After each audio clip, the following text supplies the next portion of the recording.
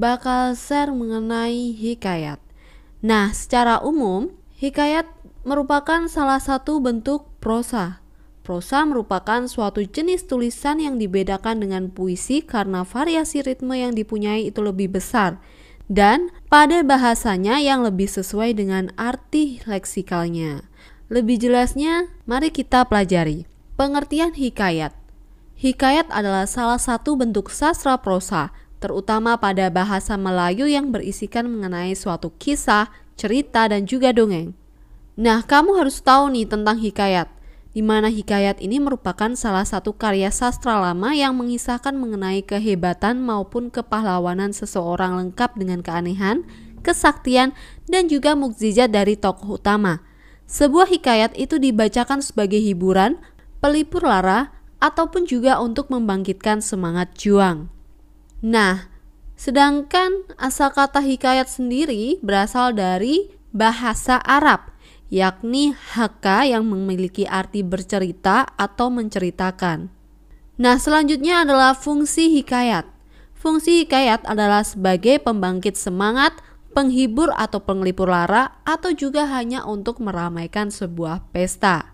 Terkadang hikayat tersebut mirip dengan cerita sebuah sejarah yang isinya itu banyak terdapat hal-hal yang tidak masuk akal serta dipenuhi dengan keajaiban.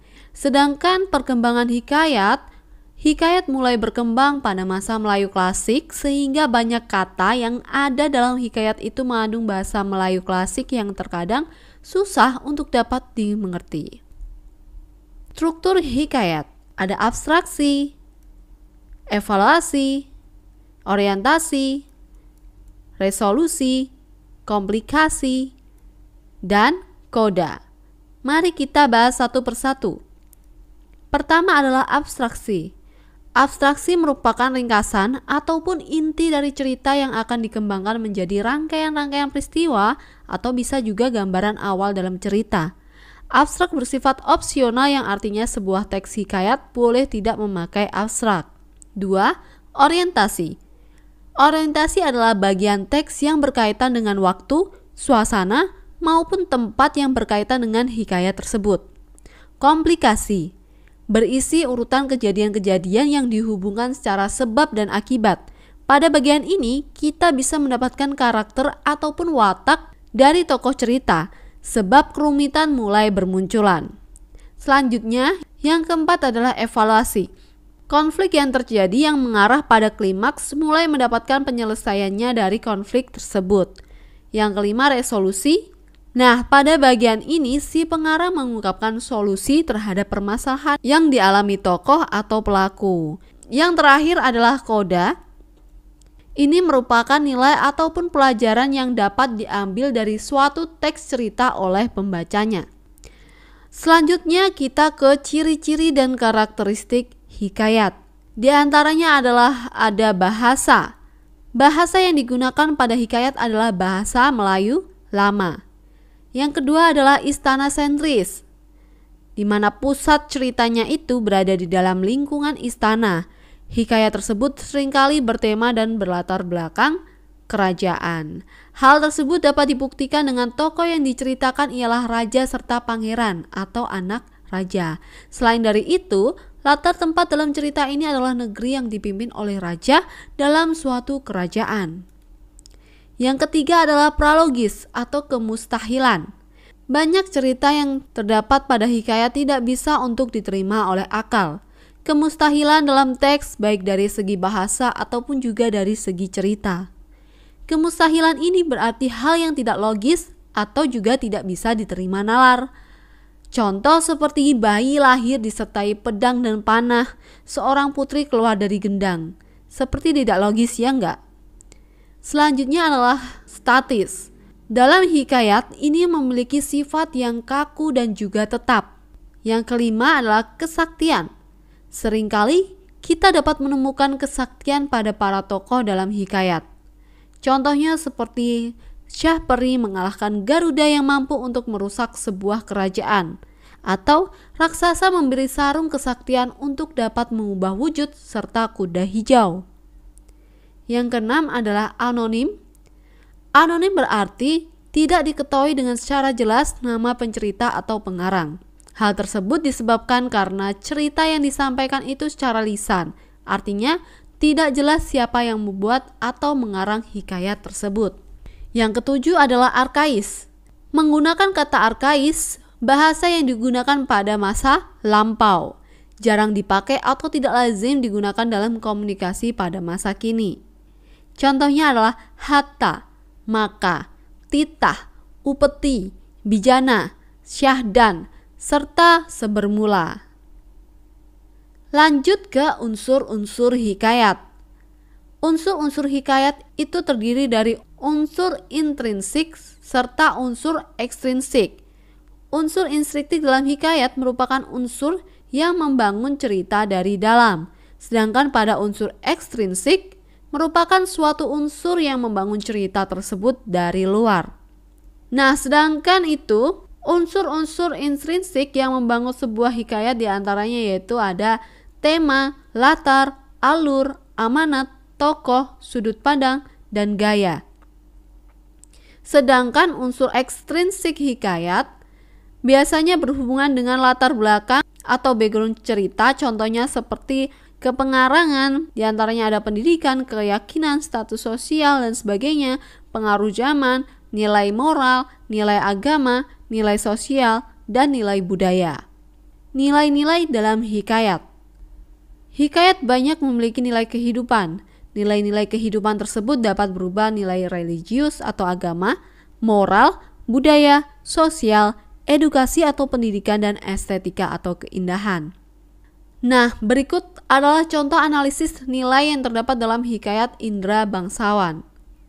Nilai agama, konsep nilai yang ada, memohon kepada Tuhan dengan berdoa dan bersedekah agar dimudahkan urusannya. Kutipan teks, maka pada suatu hari ia pun menyuruh orang membaca doa kunut dan sedekah kepada fakir dan miskin. Di sini sudah jelas nilai yang ada di kutipan teks ini adalah nilai agama ya. Yang kedua, konsep nilai yaitu pasrah kepada Tuhan setelah berusaha. Maka ia pun menyerahkan dirinya kepada Allah Subhanahu wa Ta'ala dan berjalan dengan sekuat-kuatnya. Ini jelas ya, menyerahkan diri kepada Yang Esa yang Maha Kuasa, yaitu Allah. Ini termasuk dalam nilai agama. Selanjutnya adalah nilai sosial. Konsep nilainya tidak melihat perbedaan status sosial. Kutipan teksnya, si kembar menolak dengan mengatakan bahwa dia adalah hamba yang hina, tetapi Tuan Putri menerimanya dengan senang hati. Nah, di sini pada kutipan teks ini terkandung nilai sosial ya, udah jelas. Yang kedua, membantu orang-orang yang berada dalam posisi kesulitan. Dengan segera Syah Peri mengeluarkan dayang-dayang itu. Tatkala Garuda itu datang, Garuda itu dibunuhnya. Lanjut ke nilai budaya. Konsep nilai.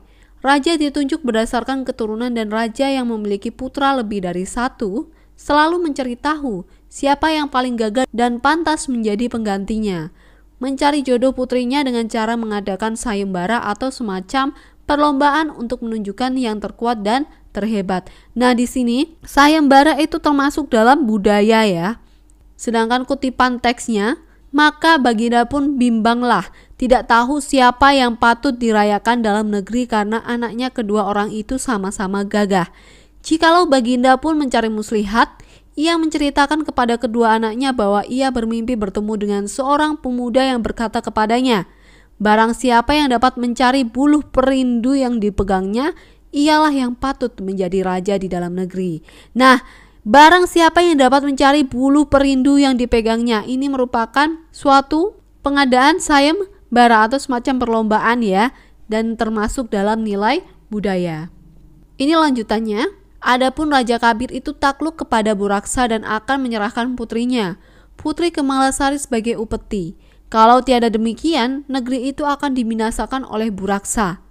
Ditambahkannya bahwa Raja Kabir sudah mencanangkan bahwa barang siapa yang dapat membunuh Buraksa itu akan dinikahkan dengan anak perempuannya yang terlalu elok parasnya itu. Barang siapa yang dapat susu harimau beranak muda, ialah yang akan menjadi suami Tuan Putri. Nah, di sini barang siapa yang dapat susu harimau beranak muda, ialah yang akan menjadi suami Tuan Putri. Di sini udah jelas ya bahwa ini adalah semacam kata-kata untuk sayembara, di mana sayembara ini termasuk dalam nilai budaya. Selanjutnya, kita ke nilai moral. Konsep nilainya tidak mau bekerja keras untuk mendapatkan sesuatu. Kutipan teksnya, hatta datanglah ke 9 orang anak raja meminta susu kambing yang disangkanya susu harimau beranak muda itu. Sedangkan yang kedua, konsep nilainya memperdaya orang yang tidak berusaha. Kutipan teksnya, Indra bangsawan berkata, susu itu tidak akan dijual dan hanya akan diberikan kepada orang yang menyediakan pahanya diselit besi hangat. Selanjutnya adalah nilai edukasi. Konsep nilainya, kewajiban belajar ilmu agama sejak usia kecil. Kutipan teksnya, maka anak kanda baginda yang 2 orang itu pun sampailah usia 7 tahun dan dititahkan pergi mengaji kepada mu'alim Sufan. Sesudah tahu mengaji, mereka dititah pula mengaji kitab usul, fikih, hingga saraf, tafsir sekaliannya diketahuinya. Dititah ini berarti itu diajarkan sesuatu ya, atau diajarkan belajar ilmu. Sedangkan mengaji itu termasuk dalam ilmu agama. Sehingga nilai yang terkandung dalam kutipan teks ini adalah nilai edukasi. Selanjutnya, kita ke jenis-jenis hikayat. Nah, macam jenis hikayat ini dibedakan menjadi 2, yakni hikayat berdasarkan isinya dan hikayat berdasarkan asalnya. Nah, penjelasannya adalah sebagai berikut. Dengan berdasarkan isinya, hikayat tersebut terbagi ke dalam cerita rakyat, epos India, cerita dari Jawa, cerita-cerita Islam, sejarah dan biografi, dan cerita berbingkat. Sedangkan hikayat berdasarkan asalnya, hikayat dibagi menjadi berikut ini. Ada Melayu asli, pengaruh Jawa, pengaruh Hindu atau India, pengaruh Arab Persia. Mari kita ulas satu persatu. Hikayat berdasarkan asalnya. Yang pertama adalah Melayu asli. Contohnya adalah hikayat Hang Tuah, ini bercampur unsur Islam. 2. Hikayat Si Miskin, bercampur unsur Islam. 3. Hikayat Indra Bangsawan. 4. Hikayat Malim Deman. Selanjutnya, pengaruh Jawa. Contoh untuk hikayat yang memiliki pengaruh Jawa diantaranya adalah sebagai berikut. Hikayat Panji Semirang, hikayat Cekelwoneng Pati, hikayat Indrajaya, ini dari cerita Angling Dharma. Selanjutnya pengaruh Hindu atau India. Contoh dari hikayat pengaruh India diantaranya adalah hikayat Sri Rama dari cerita Ramayana, hikayat Perang Pandawa dari cerita Mahabharata, hikayat Bayan Budiman. Yang terakhir, hikayat dari pengaruh Arab Persia. Contoh dari hikayat pengaruh Arab Persia diantaranya adalah hikayat Amir Hamzah dari pahlawan Islam. Yang kedua, hikayat Bahtiar. Dan yang ketiga adalah hikayat 1001 Malam. Contoh hikayat dan analisis strukturnya. Mari kita simak. Hikayat perkara si bungkuk dan si panjang. Hatta maka berapa lamanya masyuhudulak pun bersalah. Kalakian maka bertambah-tambah cerdiknya dan akalnya itu. Maka pada suatu hari adalah 2 orang laki istri berjalan. Maka sampailah ia kepada suatu sungai, maka dicaharinya perahu hendak menyeberang. Tiada dapat perahu itu. Maka ditantinya kalau ada orang lalu berperahu, itu pun tiada juga ada lalu perahu orang. Maka ia pun berhentilah di tebing sungai itu dengan istrinya. Sebermula adapun istri orang itu terlalu baik parasnya. Syahdan maka akan suami perempuan itu sudah tua, lagi bungkuk belakangnya. Maka pada sangka orang tua itu, air sungai itu dalam juga. Katanya, apa upayaku hendak menyeberang sungai ini? Maka ada pula seorang bedawi duduk di seberang sana sungai itu. Maka kata orang itu, hai tuan hamba, seberangkan apalah kiranya hamba kedua ini, karena hamba tiada dapat berenang. Sungai ini tidak hamba tahu dalam dangkalnya. Setelah didengar oleh bedawi kata orang tua bungkuk itu dan serta dilihatnya perempuan itu baik rupanya, maka orang bedawi itu pun sukalah dan berkata di dalam hatinya, untunglah sekali ini. Maka bedawi itu pun turunlah ia ke dalam sungai itu merendahkan dirinya. Hingga lehernya juga ia berjalan menuju orang tua yang bungkuk laki istri itu. Maka kata orang tua itu, Tuan, hamba seberangkan apalah hamba kedua ini. Maka kata bedawi itu, sebagaimana hamba hendak bawa tuan hamba kedua ini, melainkan seorang juga dahulu maka boleh, karena air ini dalam. Maka kata orang tua itu kepada istrinya, pergilah diri dahulu. Setelah itu maka turunlah perempuan itu ke dalam sungai dengan orang bedawi itu. Arkian maka kata bedawi itu, berilah barang-barang bekal-bekal tuan hamba dahulu, hamba seberangkan. Maka diberi oleh perempuan itu segala bekal-bekal itu. Setelah sudah maka dibawanyalah perempuan itu diseberangkan oleh bedawi itu. Syahdan maka pura-pura di perdalamnya air itu, supaya dikata oleh si bungkuk air itu dalam. Maka sampailah kepada pertengahan sungai itu, maka kata bedawi itu kepada perempuan itu, akan tuan ini terlalu elok rupanya dengan mudahnya. Mengapa maka tuan hamba berlakikan orang tua bungkuk ini? Baik juga tuan hamba buangkan orang bungkuk itu, agar supaya tuan hamba ambil, hamba jadikan istri hamba. Maka berbagai-bagailah katanya akan perempuan itu.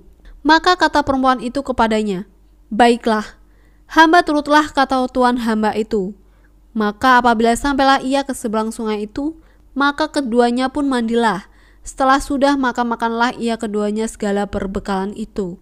Maka segala kelakuan itu semuanya dilihat oleh orang tua bungkuk itu, dan segala hal perempuan itu dengan bedawi itu. Kelakian maka heranlah orang tua itu. Setelah sudah ia makan, maka ia pun berjalanlah keduanya. Setelah dilihat oleh orang tua itu akan bedawi dengan istrinya berjalan, maka ia pun berkata-kata dalam hatinya, daripada hidup melihat hal yang sedemikian ini, baiklah aku mati. Setelah itu maka terjunlah ia ke dalam sungai itu. Maka heranlah ia, karena dilihatnya sungai itu airnya tiada dalam. Maka mengarunglah ia ke seberang lalu diikutinya bedawi itu. Dengan hal yang demikian itu maka sampailah ia kepada dusun tempat Masyudul Haq itu. Maka orang tua itu pun datanglah mengadu kepada Masyudul Haq. Setelah itu maka disuruh oleh Masyudul Haq panggil bedawi itu. Maka bedawi itu pun datanglah dengan perempuan itu. Maka kata Masyudul Haq, istri siapa perempuan ini? Maka kata bedawi itu, istri hamba perempuan ini, dari kecil lagi ibu hamba pinangkan, sudah besar dinikahkan dengan hamba. Maka kata orang tua itu, istri hamba dari kecil nikah dengan hamba. Maka dengan sedemikian jadi bergadulah mereka itu. Syahdan maka gemparlah. Maka orang pun berhimpun datang melihat hal mereka itu ketiga. Maka bertanyalah Masyudul Haq kepada perempuan itu, berkata, benarlah engkau, siapa suamimu antara dua orang laki-laki ini? Maka kata perempuan celaka itu, si Panjang inilah suami hamba. Maka pikirlah Masyudul Haq, baik kepada seorang-seorang aku bertanya, supaya berketahuan siapa salah dan siapa benar di dalam tiga orang mereka itu. Maka diperjauhkannyalah laki-laki itu keduanya. Arkian maka diperiksa pula oleh Masyudul Haq. Maka kata perempuan itu, si Panjang itulah suami hamba. Maka kata Masyudul Haq, jika sungguh ia suamimu, siapa mentuamu laki-laki dan siapa mentuamu perempuan dan di mana tempat duduknya? Maka tiada terjawab oleh perempuan celaka itu. Maka disuruh oleh Masyudul Haq perjauhkan. Setelah itu maka dibawa pulang si Panjang itu. Maka kata Masyudul Haq, berkata, benarlah kau ini, sesungguhnya perempuan itu istrimu? Maka kata bedawi itu, bahwa perempuan itu nyatalah istri hamba. Lagi pula perempuan itu sendiri sudah berikrar mengatakan hamba ini tentulah suaminya. Syahdan maka Masyudul Haq pun tertawa seraya berkata, jika sungguh istrimu perempuan ini, siapa nama mentuamu laki-laki dan mertuamu perempuan, dan di mana kampung tempat ia duduk? Maka tiadalah terjawab oleh laki-laki itu. Maka disuruh oleh Masyudul Haq, jauhkan laki-laki bedawi itu. Setelah itu maka dipanggilnya pula orang tua itu. Maka kata Masyudul Haq, hai orang tua, sungguhlah perempuan itu istrimu sebenar-benarnya. Maka kata orang tua itu, daripada mula awalnya kemudian maka dikatakannya, siapa mertuanya laki-laki dan perempuan dan di mana tempat duduknya? Maka Masyudul Haq dengan sekalian orang banyak itu pun tahulah akan salah bedawi itu dan kebenaran orang tua itu. Maka hendaklah disakiti oleh Masyudul Haq akan bedawi itu, maka bedawi itu pun mengakulah salahnya. Demikian juga perempuan celaka itu, lalu didera oleh Masyudul Haq akan bedawi itu serta dengan perempuan celaka itu 100 kali. Kemudian maka disuruhnya tobat bedawi itu. Jangan lagi ia berbuat pekerjaan demikian itu. maka bertambah-tambah masyhurlah arif bijaksana Masyhudul Haq itu. Nah, dari cerita tadi, dari hikayat tadi ya, bagaimana analisis strukturnya mulai dari abstraksi, di mana abstraksi merupakan ringkasan ataupun inti dari cerita yang akan dikembangkan menjadi rangkaian-rangkaian peristiwa atau bisa juga gambaran awal dalam cerita. Abstrak bersifat opsional yang artinya sebuah teks cerpen boleh tidak memakai abstrak. Nah, abstrakti pada kutipan teks yaitu ada di hatta maka beberapa lamanya Masyhudul Haq pun besarlah. Kelakian maka bertambah-tambah cerdiknya dan akalnya itu. Yang kedua adalah orientasi. Orientasi ini berkaitan dengan waktu, suasana, maupun tempat yang berkaitan dengan cerpen tersebut. Dalam kutipan teks, orientasinya ada pada maka pada suatu hari adalah dua orang laki istri berjalan, maka sampailah ia kepada suatu sungai, berarti ini latarnya sungai, maka dicaharinya perahu hendak menyeberang, tiada dapat perahu itu, maka ditantinya kalau ada orang lalu berperahu, itu pun tiada juga ada lalu perahu orang. Maka ia pun berhentilah di tebing sungai itu dengan istrinya. Sebermula adapun istri orang itu terlalu baik parasnya, syahdan maka akan suami perempuan itu sudah tua, lagi bungkuk belakangnya. Maka pada sangka orang tua itu, air sungai itu dalam juga. Katanya, apa upayaku hendak menyeberang sungai ini? Berarti ini latarnya adalah di sungai ya. Selanjutnya kita ke unsur komplikasi. Komplikasi ini berisi urutan kejadian-kejadian yang dihubungkan secara sebab dan akibat. Pada struktur ini kamu bisa mendapatkan karakter ataupun watak dari tokoh cerita sebab kerumitan mulai bermunculan. Nah, ada pada kutipan teks berikut, maka ada pula seorang Badawi duduk di seberang sana sungai itu. Maka kata orang itu, hai tuan hamba, seberangkanlah apalah kiranya hamba kedua ini. Karena hamba tiada dapat berenang. Sungai ini tidak hamba tahu dalam dangkalnya. Setelah didengar oleh Badawi, kata orang tua bungkuk itu dan serta dilihatnya perempuan itu baik rupanya, maka orang Badawi itu pun sukalah dan berkata di dalam hatinya, untunglah sekali ini. Evaluasi. Struktur konflik yang terjadi yang mengarah pada klimaks mulai mendapatkan penyelesaiannya dari konflik tersebut. Berikut adalah kutipan teksnya. Setelah itu maka disuruh oleh Masyhudul Haq panggil Badawi itu. Maka Badawi itu pun datanglah dengan perempuan itu. Maka kata Masyhudul Haq, istri siapa perempuan ini? Maka kata Badawi itu, istri hamba perempuan ini. Dari kecil lagi ibu hamba pinangkan, sudah besar dinikahkan dengan hamba. Maka kata orang tua itu, istri hamba dari kecil nikah dengan hamba. Maka dengan demikian jadi bergadulah mereka itu. Syadan maka gemparlah. Maka orang pun berhimpun datang melihat hal mereka itu ketiga. Maka bertanyalah Masyhudul Haq pada perempuan itu, berkata benarlah engkau, siapa suamimu antara dua orang laki-laki ini? Maka kata perempuan celaka itu, si Panjang inilah suami hamba. Maka pikirlah Masyhudul Haq, baik kepada seorang-seorang aku bertanya, supaya berketahuan siapa salah dan siapa benar di dalam tiga orang mereka itu. Nah, ini udah merujuk ke penyelesaian konflik dan termasuk pada struktur evaluasi ya. Selanjutnya adalah resolusi. Resolusi pada struktur bagian ini si pengarang mengungkapkan solusi yang dialami tokoh atau pelaku. Berikut kutipan teksnya. Maka diperjauhkannya lah laki-laki itu keduanya. Arkian maka diperiksa pula oleh Masyhudul Haq. Maka kata perempuan itu, si Panjang itulah suami hamba. Maka kata Masyhudul Haq, jika sungguh ia suamimu, siapa mentuamu laki-laki dan siapa mentuamu perempuan dan di mana tempat duduknya? Maka tiada terjawab oleh perempuan celaka itu. Maka disuruh oleh Masyhudul Haq, perjauhkan. Setelah itu maka dibawa pula si Panjang itu. Maka kata Masyhudul Haq, berkata benarlah engkau ini, sungguhkah perempuan itu istrimu? Maka kata Badawi itu, bahwa perempuan itu telah istri hamba. Lagi pula perempuan itu sendiri sudah berikrar mengatakan hamba ini tentulah suaminya. Syahadan maka Masyhudul Haq pun tertawa, seraya berkata, jika sungguh istrimu perempuan ini, siapa nama mertuamu laki-laki dan mentuamu perempuan dan di mana kampung tempat ia duduk? Maka tiadalah terjawab oleh laki-laki itu. Selanjutnya koda-koda. Koda-koda ini merupakan nilai ataupun pelajaran yang dapat diambil dari suatu teks cerita oleh pembacanya. Nah, berikut kutipan teksnya. Maka disuruh oleh Masyhudul Haq jauhkan laki-laki Badawi itu. Setelah itu maka dipanggilnya pula orang tua itu. Maka kata Masyhudul Haq, hai orang tua, sungguhlah perempuan itu istrimu sebenar-benarnya?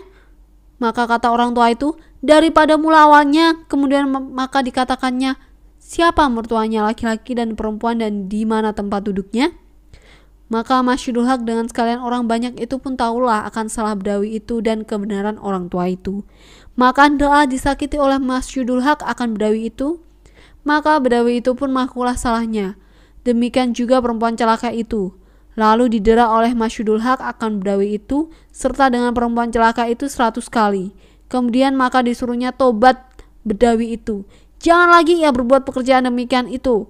Maka bertambah-tambah masyhurlah arif bijaksana si Masyhudul Haq itu.